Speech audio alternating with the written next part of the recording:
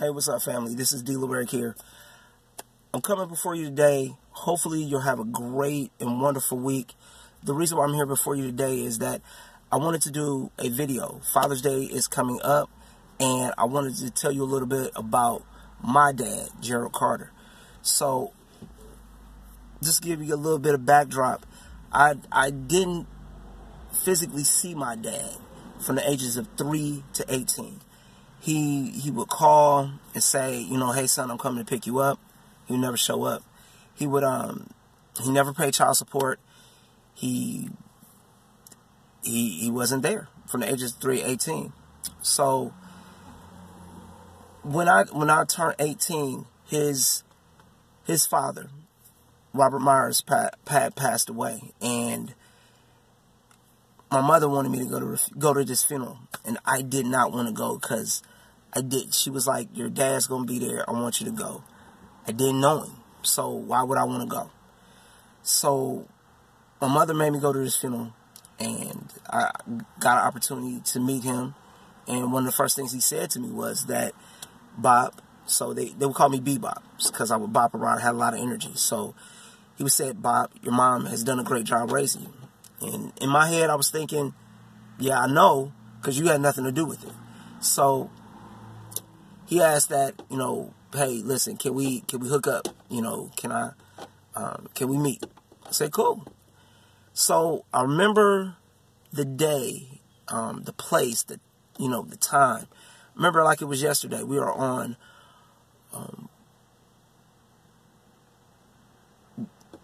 not Waterloo Road, but Wooster Road. We were on Wooster Road, just about to cross Superior Road in Akron, Ohio. And there's a Dollar General that sits there now at the corner, which used to be a Rite Aid. So we pull up to the light. He says to me, he says, Bob, listen, I'm sorry for not being there. Will you forgive me? He said some other words in between there, but he said he was sorry for not being there. He apologized and said, will you forgive me? So everything in me at that time was angry. I didn't want to forgive him. I probably wanted to cuss him out. Probably wanted to, hit him, whatever. But we was driving. He was driving the car, so that wouldn't have been a good idea. So, but the one thing I did say to him was that I forgive you, but I won't forget. And from that time forward, I never threw back in his face that he never paid child support. I never threw back in his face that he wasn't there for me. Sounds weird, but I embraced our relationship from right where it's at. When my mom died, he came to the funeral, and I once again, I remember like it was yesterday. He walked into the room right when I said that my mom was both my mother and my father, and meaning that she taught me how to throw. She taught me, different things, and that taught me, different things that, dad is supposed to teach. And that's what I meant by that. So, years later, him and I ended up developing a pretty good relationship. I have to be honest. I was the best man at his funeral, at his wedding, to Earlene Carter. And that was so much fun. And that was so important to me. One of the things that he did for me, not really did for me, well, yeah, he did for me, was when he was there at my college graduation.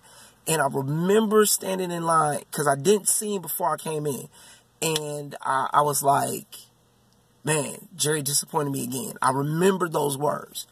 And y'all, I was like a big kid after I went through the line, and, we threw the cap in the air and all that other stuff. And he was standing there and hugged me and told me how proud of me he was. That was so important to me. That was so important to me. Jerry was a loving man. Jerry was a good man. He just had issues, just like many of us have issues.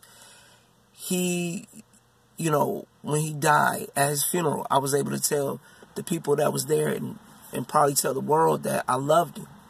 So why why did I do this video? It's because many of us may never get the opportunity to hear or say to their father how much they felt about them, or you might not get the opportunity to hear them say, I apologize. You know, maybe you had a dad there, but it was physically in the home, but mentally not there.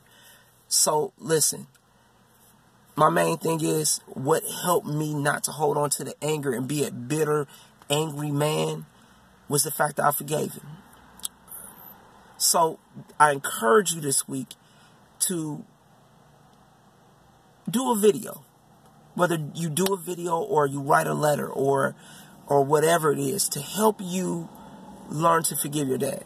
I know many of my people I call friends, they didn't have a dad in their life, and they're great dads right now. I happen to be one of them. But learn to forgive your dad. If you're a guy out there that you never knew your dad, learn to forgive your dad. Because forgiveness is never about the other person. Forgiveness is about you.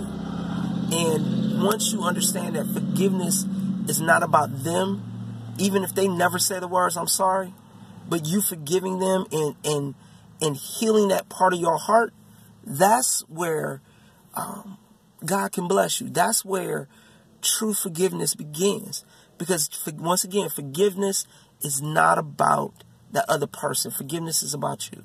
So I encourage you this week, hey, send out a post, share, be transparent like I'm being right now about your relationship with your dad. If you had a great relationship with your dad, send that out. Hey, write a letter.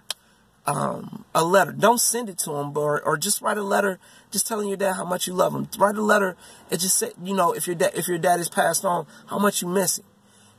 Listen, I'll be back later this week. I'm going to talk about being a